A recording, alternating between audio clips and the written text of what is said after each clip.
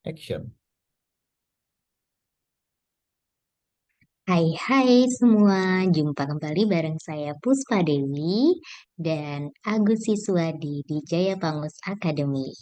Bertepatan dengan Hari Suci Ilmu Pengetahuan atau yang umat Hindu kenal sebagai Hari Raya Saraswati, kami mau bincang mengenai pendidikan.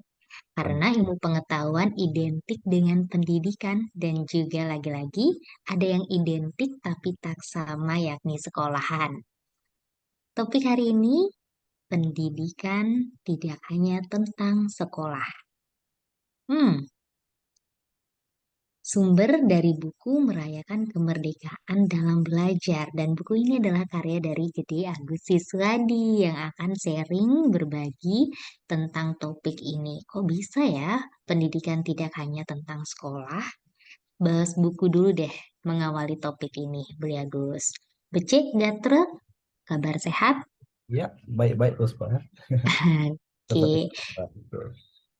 Nah, buku ini kan baru Nah, aja diluncurkan ya, mhm. bertepatan dengan Hari Pendidikan Nasional 2 Mei.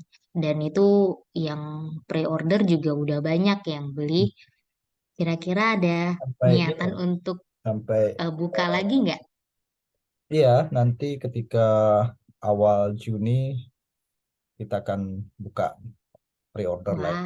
Wah, Karena ini kan seluruh Indonesia dan Astungkara bukunya sudah diapresiasi dan atensi teman-teman akademisi maupun pemerhati pendidikan itu sangat sangat luas sekali. Bahkan sampai kita nanti ngirimnya ke Papua, Papua, iya sampai Papua, wilayah eh, Indonesia bagian barat, kemudian wilayah Indonesia. Jadi tiga tiga wilayah itu kita udah ini nanti kita akan kirim karena sudah pre-order nah, teman dari Papua, dari dari Jawa banyak Sabang sampai Merauke ya beli ya ya. sementara. Oke.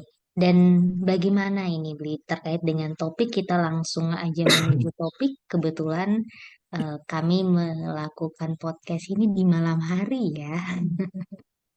Kalau saya beda kota sama Beli Agus dan sangat eh, sudah malam ya kalau di Bali. Hmm. Tetapi tetap semangat kami ingin berbagi dengan mengawali yakni saya ingin bertanya, bagaimana kaitan dengan sekolah dan pendidikan hingga muncullah terbitan buku Merayakan Kemerdekaan Belajar ini, Beli. Kita mengawali dengan yang tak lepas dari kaitannya karya buku Beli Agus ini. Ya, terima kasih Puspa. Ini kalau momentum ini sangat tepat sekali ya. Pertama, kalau di Hindu ini merupakan hari suci Saraswati. Jadi hari suci Saraswati itu dipercaya sebagai hari turunnya ilmu pengetahuan. Tapi kalau di hari nasional itu ini bertepatan dengan hari apa Puspa? Ayo, Hari Kebangkitan Nasional 20 Mei. Jadi ini dua momentum hari yang cukup bagus kalau kita mendiskusikan. Dan ini kan bulan-bulan pendidikan. Kita berapa hari yang lalu, berapa minggu yang lalu itu memperingati Hari Pendidikan Nasional kan, dan memperingati juga hari lahirnya Ki Hajar Dewantara. Karena kalau di Indonesia, Bapak Pendidikan Nasional itu kan Ki Hajar Dewantara. Nah, kembali ke pertanyaan tadi terkait dengan apa sih yang menjadi latar belakang mungkin ya, kenapa saya menulis buku dengan judul Merayakan Kemerdekaan dalam Belajar. Sebenarnya ini merupakan buku yang berkelanjutan ya Puspa. Jadi eh, tidak hanya satu ini saja terbit, tapi nanti saya mengharapkan ada kelanjutan-kelanjutan mungkin sampai trilogi ya. Buku kedua mungkin eh, saya usahakan tahun depan terbit buku kedua, dan buku ketiganya mudah-mudahan 2 tahunnya lagi. Jadi ini gayung bersambut lah untuk kita bagaimana mendesain atau merefleksikan kembali pendidikan-pendidikan yang sifatnya memerdekakan. Itu yang pertama. Sebenarnya buku ini lahir dari ini sebenarnya apa ya? Ketika saya melihat suasana pendidikan kita ya, bagaimana pendidikan yang apa, yang secara maknawi itu selalu diidentikan dengan sekolah. Ya, kenapa saya bisa katakan demikian? Nah, ketika kita bicara tentang pendidikan misalnya, yang paling pertama terbesit di pikiran kita adalah sekolah. Itu. Ya, jadi eh, kamu nih orang berpendidikan nih. Itu mengisyaratkan bahwa kamu pernah sekolah gitu loh. Selalu selalu diidentikan bahwa pendidikan itu hanya tentang sekolah. Makanya saya menulis di sini pendidikan tidak hanya tentang sekolah. Nah. Karena kalau kita berbicara pendidikan itu luas gitu. Dan sekolah itu mungkin sebagai sebagai salah satu dari sekian banyak tempat-tempat yang mungkin kita dapatkan nuansa pendidikan itu. Nah, di sini saya mulai ya kok bisa ya ketika orang bicara tentang pendidikan pasti dikaitkan dengan sekolah kan?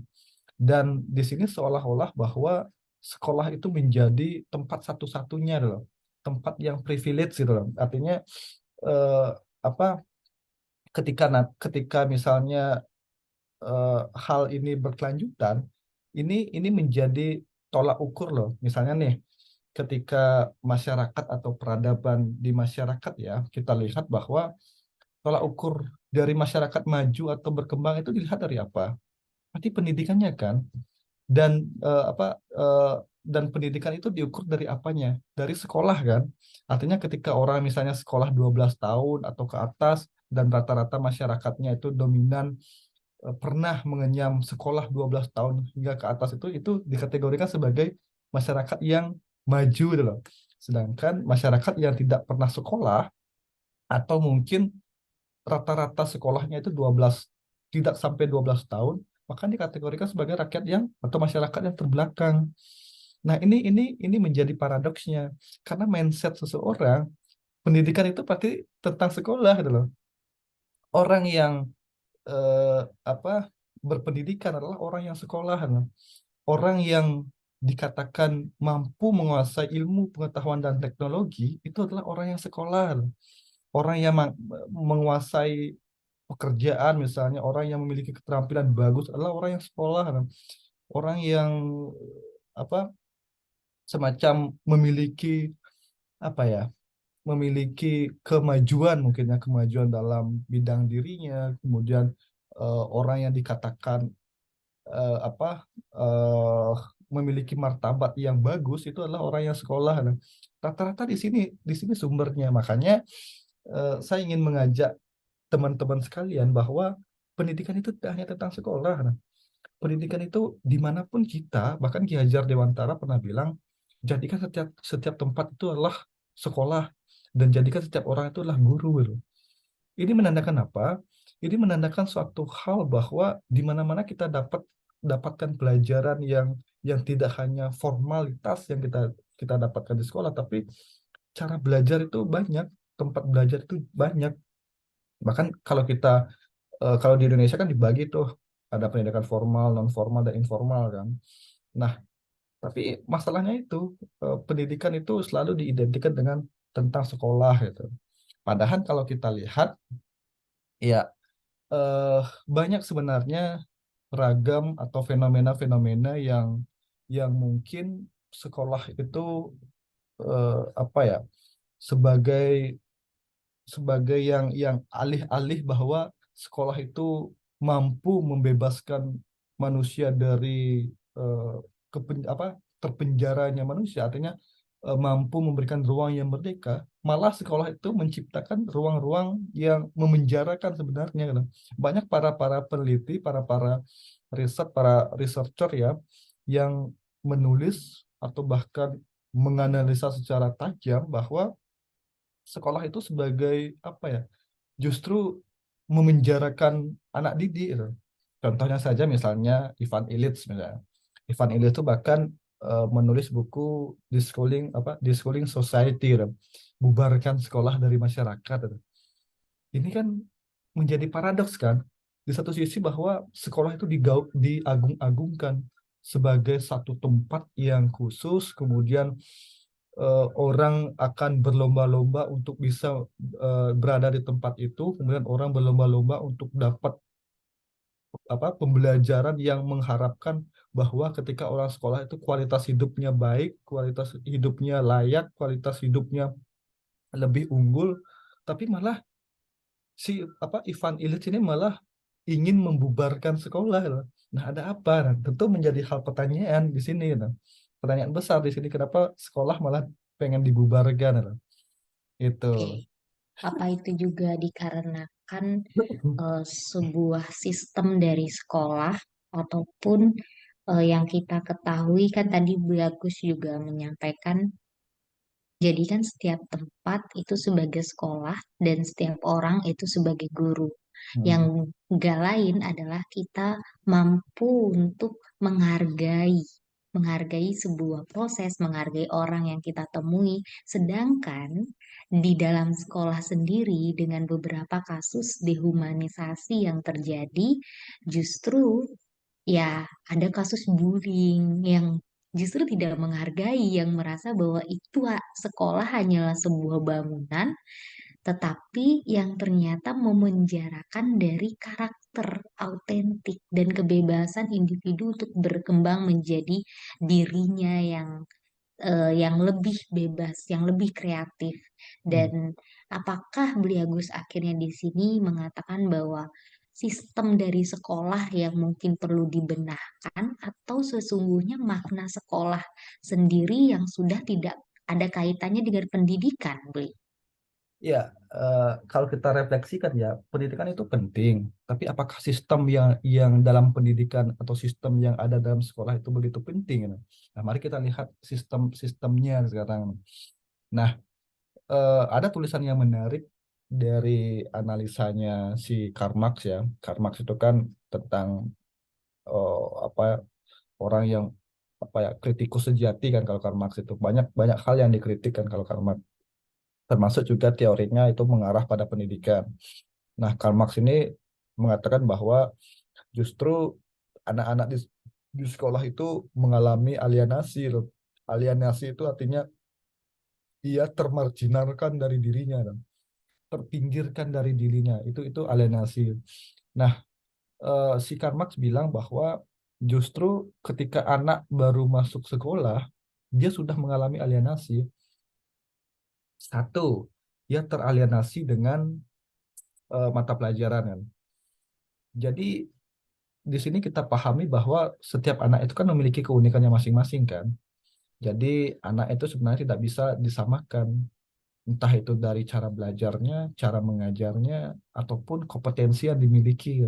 Setiap anak itu memiliki keunikannya masing-masing, dan guru harus memahami ini. Artinya ketika anak tidak bisa menguasai satu bidang, dia bukan berarti bodoh dalam bidang itu. Dia bukan berarti tidak mampu dalam bidang itu. Tapi ia memiliki kemampuan-kemampuan di bidang yang lain yang tidak bisa disamakan. Nah, inilah yang menjadi esensi dalam pendidikan. Nah, sekarang sekolah itu kan menyamakan kan, memaksa memaksa kita untuk menjadi sama, dan terpaksa juga kita menjadi sama kan. Berbagai hal misalnya kayaknya tadi mengatakan bahwa teralienasinya dari mata pelajaran. Ketika anak sekolah itu artinya anak telah menyetujui mata pelajaran apapun yang diberikan di sekolah. Padahal ketika ini baru masuk nih, baru masuk kan. Itu ia ia berarti seolah-olah sudah menyepakati apa yang disediakan oleh sekolah kan, dari mata pelajaran itu. Jadi walaupun anak misalnya tidak suka mata pelajaran matematika, tidak suka mata pelajaran IPA, IPS dan sebagainya, tapi demi eh, kata lulus, demi kata tercapai tuntas, ia harus harus harus mengambil itu dan harus terpaksa untuk mempelajari itu. Padahal si anak ini nggak suka itu. Bahkan kemarin saya ada pengalaman ya, ketika saya mengajar, itu ada anak ketika dia belajar matematika, ia nangis di kelas.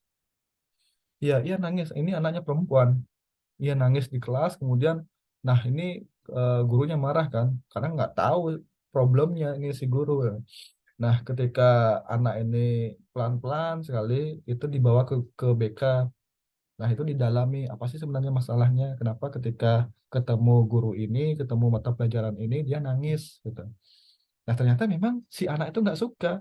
Ketika lihat angka-angka, dia langsung stres mungkin itu, langsung nggak suka. Nah, tapi ketika ketika anak itu didalami, ternyata anak itu suka menggambar, suka melukis.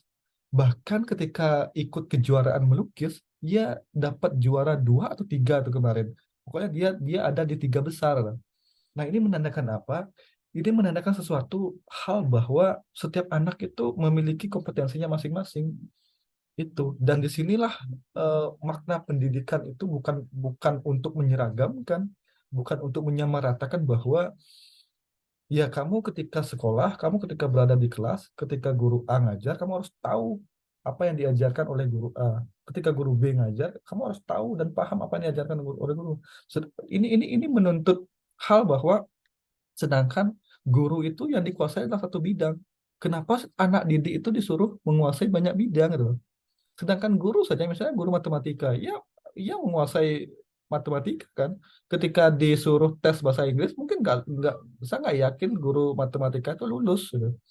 Walaupun walaupun tingkat materinya itu anak SMP SMA misalnya itu. Nah, di sini problemnya bahwa guru saja itu apa ya? Jadi per bidang yang dikuasai, tidak menguasai semua bidang. Tetapi kita menuntut sebagai guru misalnya, ya kamu harus gini, ya kamu harus bisa, kamu harus tuntas mata pelajaran A, B, C, D sampai Z loh. Nah, ini kasihan loh anak didik. Jadi seolah-olah satu anak didik itu apa ya ketika berada di sekolah, ketika berada di lingkungan sekolah, yang paling pertama menghantui dia itu adalah ketakutan gitu. Dia belajar karena ketakutan. Ya, kenapa saya bisa katakan itu? Ya, karena dari awal guru itu sudah mendoktrin. Kamu ketika nggak bisa belajar A, belajar mata pelajaran B, belajar belajar mata pelajaran C, kamu akan nggak lulus, kamu akan nggak naik. Dan resikomu orang tuamu malu, kemudian sekolahmu malu, guru-gurumu malu, kemudian orang-orang di sekitarmu malu. Nah, ini jadi si anak itu berangkat ke sekolah dengan rasa ketakutan kan. Kemudian eh, apa di sekolah juga kan ada kita bahwa menuntut kehadiran kan. Sering sekali saya renungkan itu. Nah, ini di sekolah ataupun di kampus misalnya, kita menuntut kehadiran kan.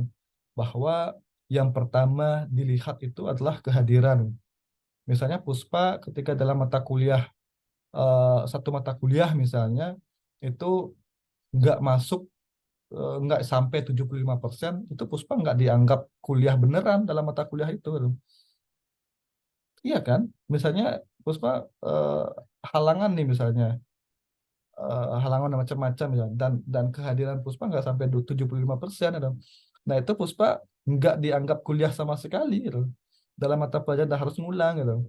Nah, ini sebenarnya banyak cara kalau kita lihat untuk mengukur kedisiplinan misalnya, untuk mengukur kognitif siswa misalnya, banyak cara sebenarnya. Tetapi yang digunakan itu justru cara-cara yang cenderung diskriminatif, tidak tidak egaliter terhadap setiap anak, gitu. Cenderung dehumanisasi gitu. Dulu mungkin ya kita sering lihat bahwa di papan pengumuman itu eh, apa terpampang nih ketika ujian misalnya, itu di mading pasti selalu tuh ada guru-guru biasanya naruh nilai-nilainya kan. Misalnya anak A ini nilainya sekian, dia paling tinggi dan lain sebagainya dan sebagainya. Nah, ini kalau bahasanya Marx, justru dia mengalami alienasi dengan peserta didik yang lainnya. Jadi teman itu sebenarnya eh, apa proses alienasinya adalah anak didik yang satu tidak menganggap bahwa anak didik yang lain itu sebagai mitra berpikirnya, mitra belajarnya, tapi sebagai rival, sebagai musuh, sebagai saingan gitu. Jadi sering sekali kan kita kita lihat bahwa ya kita kita mengalami alienasi dengan teman-teman yang lain gitu. Karena kita menganggap bahwa teman yang lain itu malahan musuh, malahan saingan gitu.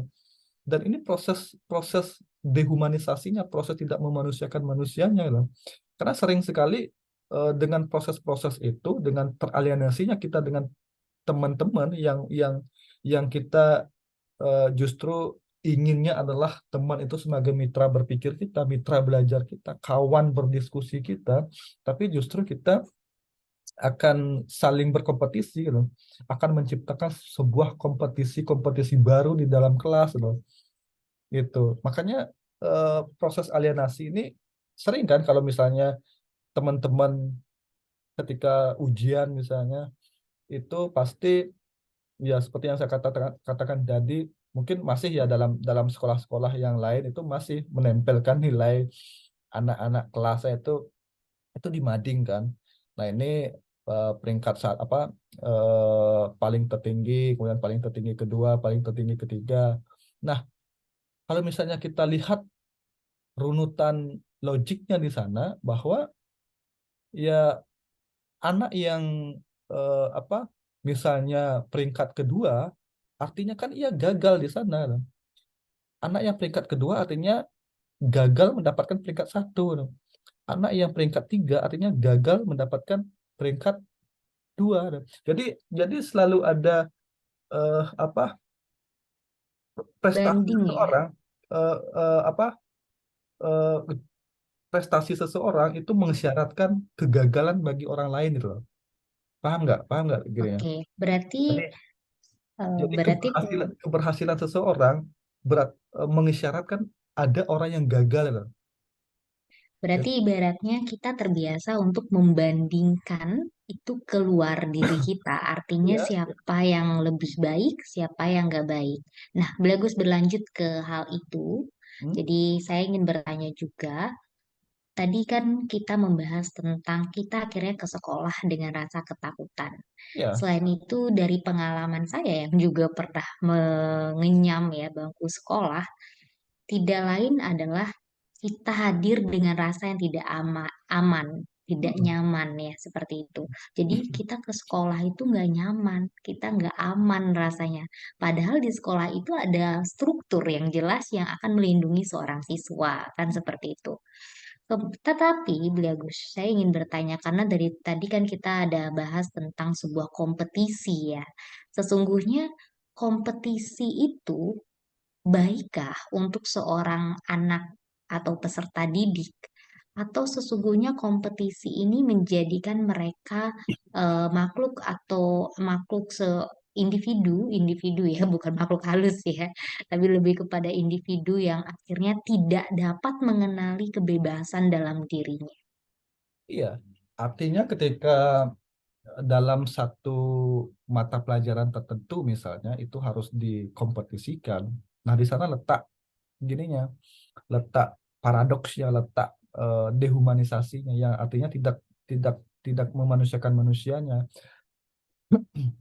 Misalnya alih-alih hal misalnya kompetisi itu pasti pasti disyaratkan bahwa oh ini bagus untuk memacu anak didik, ini bagus untuk memacu motivasi anak didik biar dia semangat belajar, dia semangat gini dan lain sebagainya. Tapi ketika lagi-lagi kita nggak memandang bahwa anak itu punya kecerdasan majemuk seperti yang dikatakan oleh Howard Gardner itu kan. Howard Gardner bilang bahwa anak ini sesungguhnya punya kompetensi-kompetensi yang multiple intelligency dalam.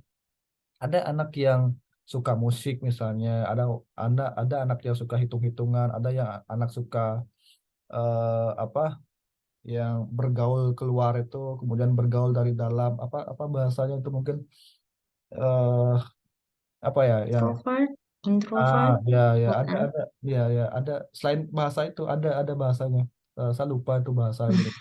Ada kalau tidak salah 9 ya dalam Oke, risetnya Howard Gardner itu iya. kecerdasan majemuk itu kan itu ada anak yang memang suka numerik ya suka matematik dan sebagainya.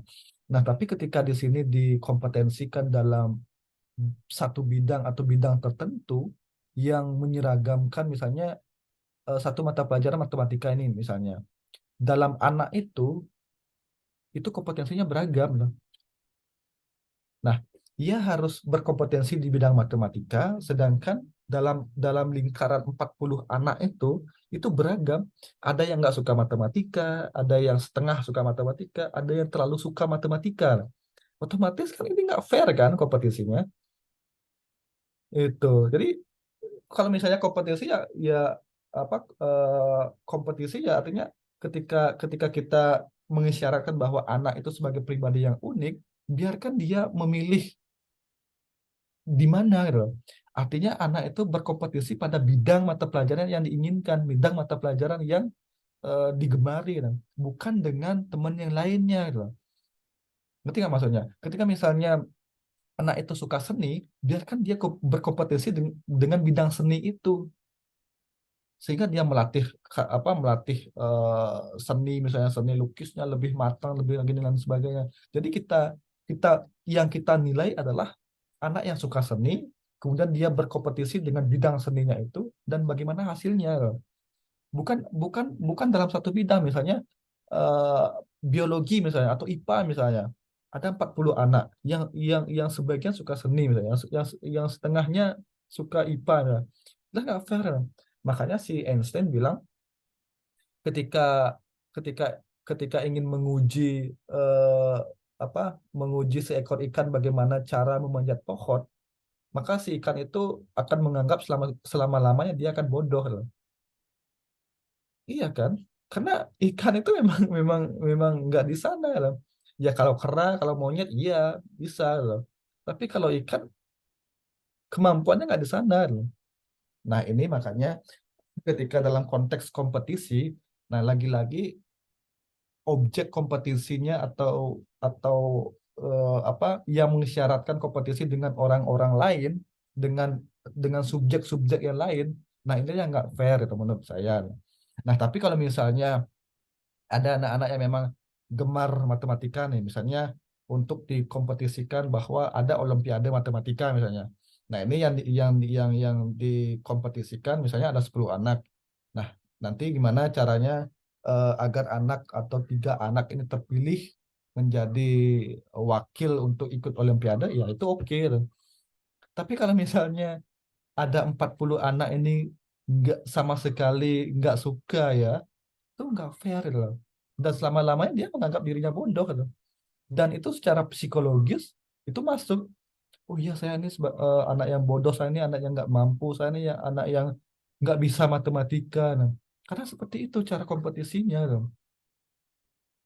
Itu menurut saya, sehingga menyambung tadi ada 3 alienasi ya. Jadi yang pertama dia teralienasi dengan mata pelajarannya, kemudian teralienasi dengan teman belajarnya yang selalu menganggap rivalnya atau saingannya. Yang ketiga dia teralienasi dengan dirinya.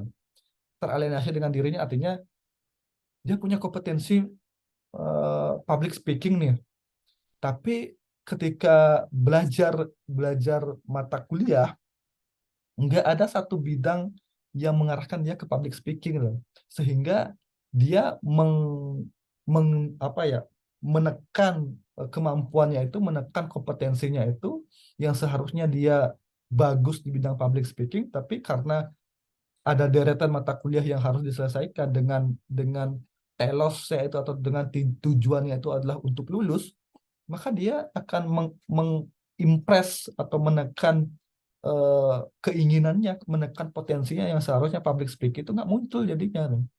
Karena rasa-rasa itu, rasa takut nggak lulus di bidang lain, takut ini mempengaruhi dan sebagainya. Sehingga ketika anak sekolah, pasti ia cenderung bosan. Ya. Bosannya kenapa? Karena tiap hari itu template banget kan. Jadi oke, kalau sekolah itu kan kita lihat ya sekolah kalau dalam bayangan kita pasti ada gedung, ada bendera, ada halaman dan sebagainya. Template-nya juga ketika kita sekolah, kita bangun pagi-pagi, kita ke sekolah, kita duduk, kita mendengarkan, pulang, ngerjain tugas, besoknya lagi bangun pagi, berangkat ke sekolah, duduk dengerin guru, ngerjain tugas yang dikasih guru, kemudian pulang ngerjain tugas, kemudian besoknya lagi seperti itu, terus seperti itu. Itu kan bosan gitu loh. Nah, makanya bagaimana kita memikirkan bahwa sekolah itu nggak hanya disekat oleh 4 dinding tembok kelas aja loh.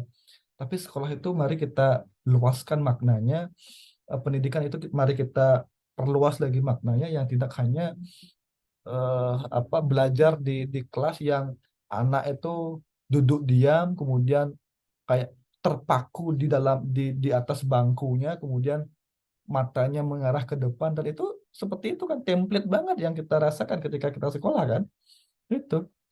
Dan sebenarnya kalau kita pikir-pikir ya, misalnya nih di SD kita belajar apa tuh kemarin, IPS, PPKN, apa di SMP demikian juga, di SMA demikian juga. Nah, yang di SMP itu Atau di SD itu materi apa sih yang kita ingat? Coba deh materi PPKN-nya. Apa yang kita ingat? Satu saja. Apa yang kita ingat? Hampir nggak ada kan? Geleng-geleng kan? Kemudian di SMP misalnya, di SMA nih. Berarti ketika 6 tahun itu kan rugi kan? Kita nggak ingat apa-apa kan? SMP juga apa sih yang kita ingat? Matematikanya, geografinya, IPA-nya. Apa yang kita ingat? Berarti kan kita rugi tuh udah kuliah apa sekolah SMP. Kemudian Jadi saling kasihan ya. Gurunya rugi ngejelasin panjang kali lebar, siswanya masuk kanan keluar kiri. iya, Lalu setelah lulus lupa semua materi. kenapa kenapa lupa? Kenapa kenapa eh, sama sekali kita gini? Karena satu model pendidikan yang di sekolah itu reseptif memori, saudara. Hanya hafalan-hafalan saja, hanya hafalan-hafalan saja. Buktinya apa ketika hafalan-hafalan? Jadi ketika dulu kita ujian misalnya atau ulangan pasti buat catatan kan? Karena hafalan itu kita menghafal kan. Ini catatan di mana, di kaki, di paha, di apa, buat Di mana? Beli karena Agus di mana buat catatannya? karena karena karena nggak menuntut bahwa kamu tuh paham, karena yang dituntut lah kamu hafal atau enggak lah. Itu kan, itu kan kalau kita pikir-pikir lagi. Kemudian Hmm. lagi apa, selain selain hafalan, jadi kayak misalnya ujian nih misalnya, siapa walaupun kita paham dan kita menarasikan kembali dengan bahasa kita, guru itu pasti textbook dia. Jadi dia eh, oh ini kok melenceng banget dengan jawabannya. Jadi siapa yang memuntahkan sama persis dengan apa yang dikatakan guru, itu kan nilainya yang paling besar, itu kan nilai yang paling tinggi. Sedangkan anak yang berusaha misalnya matematika buat rumus sendiri misalnya, tapi jawabannya hampir benar atau sama benarnya, dan kemudian anak yang berusaha berimajinasi dengan satu pertanyaan yang dikasihkan guru, berimajinasi dengan oh ini sebenarnya ke sini ke sini ke sini, tapi ketika nggak sesuai dengan apa yang dijelaskan detail dijelaskan oleh guru, itu nilainya kecil kan. Jadi siapa yang sama persis dengan apa yang di buku, kemudian sama persis dengan apa yang dikatakan oleh guru, itu kan sebagai anak yang pintar dikatakan, itu kan sebagai anak yang bagus nilainya. Dan ini kemerdekaan berpikir, kemerdekaan berimajinasi, kemerdekaan untuk bagaimana anak itu mengelola eh, pembelajaran yang diberikan oleh guru dengan cara yang sendiri, itu nggak berlaku loh. Karena orientasi dari pembelajaran itu hanya hafalan kan. Jadi siapa yang paling banyak hafal, siapa yang memorinya kuat menghafal, dia sebagai pemenang, itu aja kan. Dan satu lagi, bahwa kenapa kita mudah lupa, karena kita itu cenderung belajar tentang dunia tapi tidak belajar dengan dunia tuh. Tahu nggak bedanya? Kita belajar tentang dunia banyak sekali tuh. Hal yang banyak sekali kita belajar, tapi kita nggak belajar bersama dengan dunia tuh. Sehingga ini yang menyebabkan begini. Kita banyak sekali belajar dalam skala teoritis, tapi ketika dibawa ke kehidupan kita, kok nggak ada gunanya ya? Kok kita belajar A, B, C, D dalam kehidupan saya kok nggak guna ya? Nggak di dipraktikkan ya. Sehingga pembelajar yang terlepas dari praktiknya itu kan mudah dilupakan loh. Makanya ketika kita SMA misalnya, saya juga nggak yakin misalnya kalau misalnya Puspa, kalau misalnya saya ketika jawab soal UN sekarang atau asesmen sekarang, saya nggak yakin kita lulus. Kenapa Walaupun kita begitu? walaupun kita S2, walaupun Puspa sudah tamat S1 misalnya, saya nggak yakin Mm-mm. kita lulus loh. Dengan Kenapa? ya karena kita kita nggak apa ya, nggak lagi menghafal pembelajaran yang kita kita apa yang disediakan oleh UN itu kan. Jadi Mm-mm. yang menghafal itu kan teman-teman yang anak-anak yang di SMA, kan, SMK. Sedangkan kita sudah lupa tuh.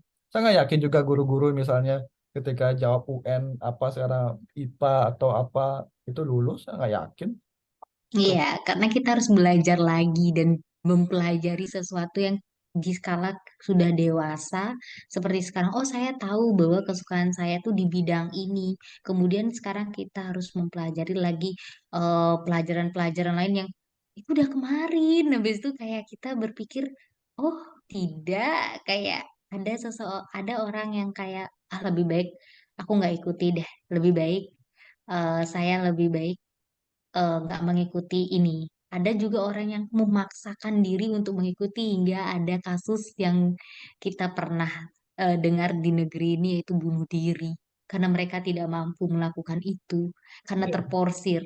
Nah, ini yang berarti sebuah ketidakbebasan ya bagus di dalam pendidikan sendiri dan kita akhirnya terbiasa disetir ya, terbiasa untuk diarahkan, tetapi tidak diizinkan untuk pure menjadi siapa diri kita. iya, iya. Dengan kaitannya, Bli, ini merayakan kemerdekaan dalam belajar. Bisa dong spill lah dikit-dikit untuk kasih tahu isi bukunya ini tentang Iya. apa, Ya. sedikit-sedikit. Sebenarnya ini buku yang eh, apa ya bisa dikatakan ya cukup memantik sih, memantik kita untuk menguji kembali apakah benar keyakinan kita tentang sekolah yang yang yang mampu membawakan kita pada pencapaian kualitas yang lebih baik itu apakah sudah demikian atau kita perlu evaluasi lagi lah. Nah, ini buku ini mengatakan kita bahwa pendidikan itu nggak hanya sekolah. Jadi seperti yang judulnya, pendidikan tidak hanya tentang sekolah, loh. Karena apa ketika sekolah itu kan apa ya, bukan sebagai tempat satu-satunya pendidikan, bukan sebagai satu apa tempat atau satu wadah untuk bagaimana potensi kita ini, minat dan bakat kita ini tersingkap di dalam sekolah. Nggak seperti itu. Apalagi orientasi orang sekarang itu karena sekolah sekolah ini memonopoli legitimasi gitu. Jadi misalnya nih Puspa dikatakan punya keterampilan public speaking, Puspa dikatakan punya keterampilan komunikasi karena ada ijazah yang diberikan oleh sekolah gitu. Nah, sekolah fungsinya ini memonopoli legitimasi bahwa yang berhak, yang qualified misalnya, yang kompatibel atau yang sah misalnya yang memberikan legitimasi itu adalah sekolah kan Akhirnya itu bisa dibeli juga dong, Bagus, kalau seperti makanya itu. makanya orang-orang sekarang itu selalu mengorientasikan bahwa ya saya sekolah nggak penting deh apa yang saya pelajari, yang penting saya dapat ijazah sebagai tanda saya punya keterampilan gitu. Itu Oke, Bagus. pelajaran. Ini Jadi seperti sebuah seperti apa ya kalau saya bilang dogma-dogma yang terjadi di masyarakat atau kasus bahwasanya karena posisi sekolah atau yang kita sebut lembaga yang berkualifikasi ya untuk mengeluarkan yang disebut kertas kita atau ijazah kita, ini akhirnya membuat orang, ah semua gampang. Jadi kita bisa beli pakai uang. Nah, makna pendidikan ini yang akhirnya nah hilang, apalagi yang apalagi justru dijadikan tempat ya, hanya tempat seperti sebuah printer yang mengeluarkan kertas, sudah gitu doang iya ya. iya iya karena kan ya seperti itu. Jadi eh, kamu nih mau apa nih, kamu punya keterampilan apa, sini deh saya berikan kualifikasinya apa, saya berikan tandanya dengan ijazah ini dan kamu bisa bawa ini kemanapun kamu inginkan ya kan. Jadi orang orang-orang tuh mungkin orientasinya dengan selembar ijazah kita bisa menggapai segala tujuan kita kan seperti itu kan. Nah, makanya orientasi orang-orang itu nggak penting sih kita belajar apa, semester 1 kita belajar apa, semester 2 kita belajar apa. Misalnya nih, kalau dia memang ingin betul-betul menguasai satu bidang tertentu, ada nggak mahasiswa yang misalnya, oh saya ini belum ngerti loh teori-teori komunikasi gitu. Karena dalam satu semester ini saya kurang belajarnya. Sehingga karena saya nggak ngerti, saya ingin ngulang kembali deh. Nah, ada nggak mahasiswa yang seperti itu? Nggak ada. Kalau udah lulus ya ngapain gini, walaupun ngerti nggak ngerti ya lanjut aja kan. Karena orientasinya yang penting lulus, saya dapat ijazah, dan ijazah itu sebagai tiket masuk untuk kerja kan. Kan seperti itu role-nya. Jadi saya punya ijazah, saya punya satu tiket yang bisa mengantarkan saya bahwa saya ini punya kualifikasi loh dengan dibuktikan dengan ijazah ini loh. Walaupun mungkin ya, saya udah tulis dalam pengantar ini ya, walaupun mungkin teman-teman pertanian dengan yang sekolah di pertanian misalnya dengan bapak saya yang sebagai petani mungkin akan kalah dengan cara bertaninya dengan anak-anak pertanian gitu. Karena ia berbasis pengalaman kan, orang tua yang kakek apa yang sebagainya itu dengan sebagai petani itu dia dia berbasis pengalaman kan. Sedangkan teman-teman yang di bidang tertentu misalnya itu sangat apa ya, sangat menjauhkan diri dari pengalaman gitu. Artinya ada apa ya, realitas yang dipraktikkan itu nggak sesuai dengan apa yang dipelajari di kampus dengan apa yang ada di lapangan itu. Nah, seperti itu realitanya sekarang. Makanya saya mengajak teman-teman dalam buku ini bahwa ya mari kita rayakan kemerdekaan dalam belajar kita karena manusia ini sebagai insan yang merdeka. Jadi jangan sampai kemerdekaan kita ini direnggut oleh sekolah gitu loh. Artinya alih-alih bahwa sekolah itu mampu membebaskan kita dari apa keterbelengguan, tapi justru malah memenjarakan kita. Nah, ini. Nah, makanya sistem-sistem yang sekiranya masih mengantarkan pikiran kita bahwa oh ini kayak perlu ditata ulang deh, kan. Ini kayak perlu data ulang deh, sehingga apa pendidikan yang holistik, pendidikan yang betul-betul sebagai maknawinya yang sejati itu tumbuh gitu loh. Tidak hanya tumbuh dalam lembaga, katakanlah lembaga sekolah formal, tapi ya di mana-mana dengan cara belajar dengan siapa saja, kemudian kapan saja dan seperti apa kita belajarnya, itu juga pendidikan gitu. Itu juga belajar gitu. Nah, ini jadi saya mengajak teman-teman bahwa pendidikan itu jangan dipersempit maknanya dengan hanya sekolah gitu. Sekolah itu tidak apa ya, tidak sama dengan pendidikan kan. Artinya pendidikan itu memiliki makna yang lebih luas. Jadi orang yang sekolah itu belum tentu berpendidikan kan. Tapi orang yang berpendidikan itu sudah pasti ya banyak pengalaman-pengalamannya, terutama banyak melihat sisi-sisi humanisme, kemudian banyak hal-hal yang dipelajari yang tidak hanya dipelajari di sekolah kan. Itu sih yang saya apa framing dalam buku ini dari beberapa saya tulis dari beberapa tokoh-tokoh filsuf juga di sini serta pemerhati pendidikan, kemudian banyak pengkritik-pengkritik pendidikan. Kemudian buku yang kedua lebih mungkin lebih garang lagi ya nanti bagaimana eh, kita kita nantikan aja ya buku yang kedua dan jadi buku yang pertama sebagai pengantar dan buku yang kedua sebagai lebih garangnya. Kemudian sintesisnya atau hasilnya nanti itu di buku yang ketiga. Itu Puspa. Oke, itu di-spoil sedikit ya tentang buku yang bahkan akan muncul juga lagi.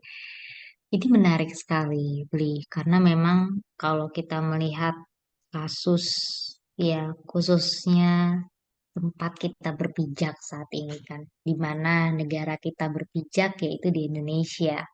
Dan bagaimana Menteri Pendidikan juga sedang berupaya dengan adanya Merdeka Belajar ya, Bli ya.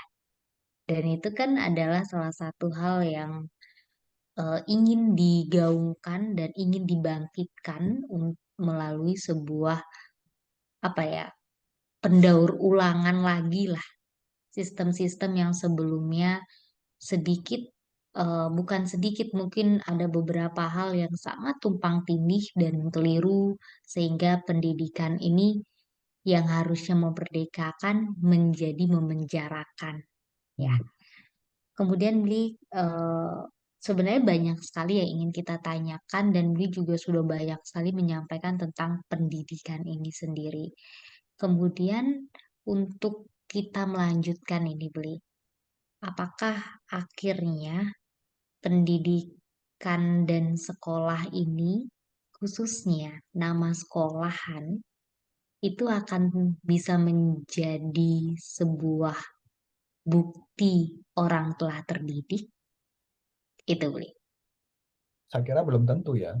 Karena Belum tentu. Seperti ya, tadi yang sekolah, dikatakan ya. ya, sekolah itu nggak nggak cukup untuk memberikan bagaimana kita memahami konteks pendidikan yang sejati gitu. Karena pendidikan itu artinya ia harus made sense dengan apa yang dipelajari dengan apa yang dipraktikkan gitu.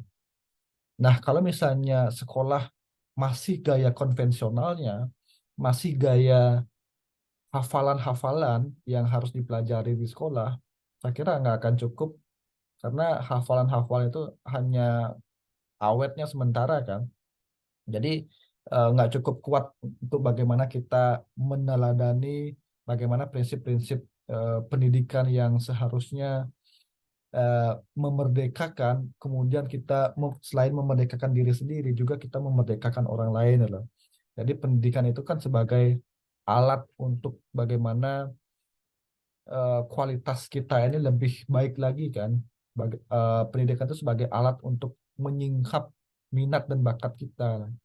Nah, kalau misalnya pendidikan diterjemahkan sebagai sekolah, saya kira nggak akan menjawab bahwa orang yang betul-betul sekolah itu adalah orang-orang yang berpendidikan. Belum tentu. Banyak kan kasus-kasus sekarang misalnya lihat saja koruptor-koruptor misalnya pencuri apa uang rakyat misalnya itu kan orang-orang yang sekolah tinggi-tinggi kan, tapi dia nggak berpendidikan loh. Banyak sepertinya contoh-contoh seperti itu loh.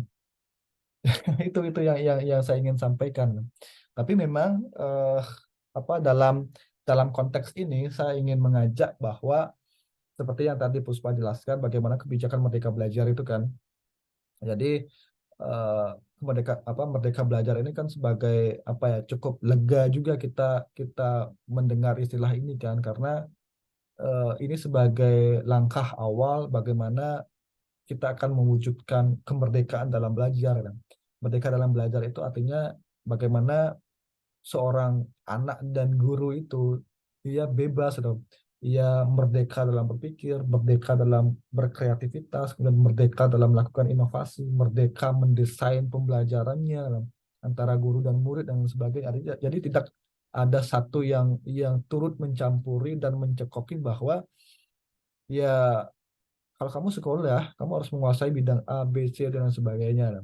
Nah, ini mungkin sebagai batu pijakan, sebagai pengantar kita bagaimana pendidikan di Indonesia itu pelan-pelan mengarahkan pada pengaktifan kembali, penyadaran kembali jiwa-jiwa merdeka pada setiap orang. Nah, sehingga ketika jiwa yang merdeka dalam setiap orang, itu kita jadi nggak menganggap bahwa orang lain itu sebagai rival, tapi orang lain itu sebagai mitra berpikir kita, mitra berdiskusi kita, dan yang sebagainya. Sehingga pendidikan yang humanistik dalam pendidikan itu akan terwujud dengan payung besarnya adalah Merdeka Belajar. Rasanya indah sekali kalau misalnya kita mengundang Pak Menteri langsung ya untuk berbicara tentang merayakan kemerdekaan belajar ini.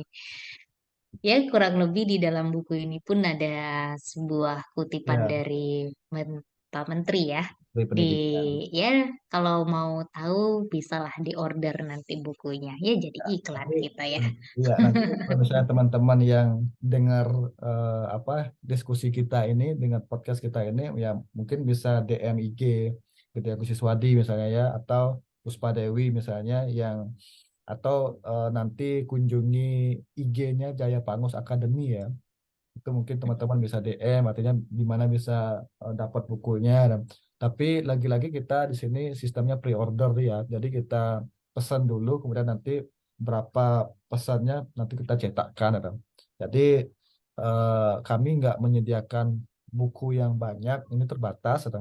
Jadi nanti sistemnya pre-order jadi teman-teman pesan berapa kemudian itu kita kumpulkan dulu mungkin dalam berapa rentang waktu kemudian nanti kita cetakkan ya. Kurang lebih Gitu. adalah kita berkolaborasi juga Betul. dikarenakan ya seperti tadi kita bukan untuk bersaing ataupun apapun itu rival, tetapi kita menjadi mitra, teman berpikir karena melalui pengetahuan yang sudah penulis jabarkan, tuliskan, itu adalah hal yang sangat luar biasa sekali dan tentunya perlu disupport dengan beberapa cara. Salah satunya kita menghargai karya yang orisinil ya. Jadi bisa beli langsung di penulisnya ataupun di penerbitnya. Oke. Untuk selanjutnya, Beli Agus, Mhm. sebagai penutup, boleh diberikan pesan sekaligus closing statement yang ingin Beli Agus berikan tentang topik kita pada malam hari ini. Ya, yang pertama, eh, bagaimana sebenarnya kita sebagai hakikat manusia itu kan sebagai Homo educandum ya, artinya manusia yang dapat dididik dan membutuhkan pendidikan untuk meningkatkan kualitas hidupnya. Nah, namun dalam konteks ini saya mengajak kepada teman-teman bahwa pendidikan itu tidak sesempit makna yang kita pahami hanya sekadar sekolah. Ya, sekolah itu tidak cukup untuk memberikan nuansa pendidikan yang secara holistik gitu. Sehingga dalam konteks ini kita perlu mengkaitkan bagaimana konteks pendidikan di sekolah, kemudian secara praktik di lingkungan, kemudian lingkungan anak, kemudian bagaimana pendidikan keluarga dan sebagainya. Itu banyak sebenarnya sendi-sendi pendidikan yang kita dapatkan di mana saja dan kapan saja dan dengan siapa saja. Itu yang pertama. Kemudian yang kedua, nah jadi kita kita sebagai insan yang merdeka, mari kita merdekakan diri.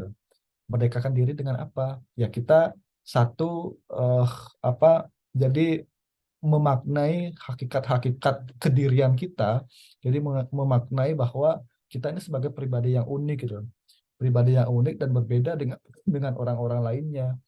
Jadi ini satu keistimewaan untuk kita sehingga pahami itu dan eh, gali potensi-potensi dan minat dan bakat yang kita miliki, minat dan bakat yang mengidentikan bahwa kita sebagai makhluk yang unik itu eh, apa dengan cara ya kita belajar tidak hanya di sekolah tapi di tempat-tempat yang lain juga. Jadi menggali potensi itu tidak cukup untuk dilakukan di sekolah, tapi dengan berbagai tempat, berbagai aktivitas, berbagai kegiatan, dengan berbagai orang, dengan dalam artian melibatkan banyak orang. Nah ini eh, kita akan mendapatkan maknawi pendidikan yang sejati dan bagaimana potensi kita ini akan menjadi betul-betul utuh, tersingkap gitu kan. Kemudian yang ketiga, memaknai pendidikan itu bukan hanya sekadar relasi guru dan murid gitu. Jadi ya cukup. Jadi pendidikan kalau sudah ada guru, sudah ada murid itulah pendidikan. Jadi bukan hanya sekadar itu. Jadi pendidikan itu lagi-lagi sangat luas maknanya dan pahami makna yang mendalam dalam dalam pendidikan itu. Kemudian bagaimana kita juga mengajak teman-teman, kemudian mengajak para pendengar yang lainnya untuk sama-sama memerdekakan diri dengan merdeka belajar. Itu sih. Jadi kuncinya adalah pendidikan tidak hanya tentang sekolah, tapi berbagai sendi-sendi pendidikan itu kita dapatkan di mana saja, kapan saja, dan dengan siapa saja. Saya kira itu, Puspa. Oke, dan itu pula yang menjadikan kita manusia yang terdidik. Bebas atau merdeka di sini bukan berarti kita melawan sebuah aturan yang telah dibuat ataupun kita mengkritik yang tidak mengikuti dengan kritis nalar kita, itu juga pastinya keliru.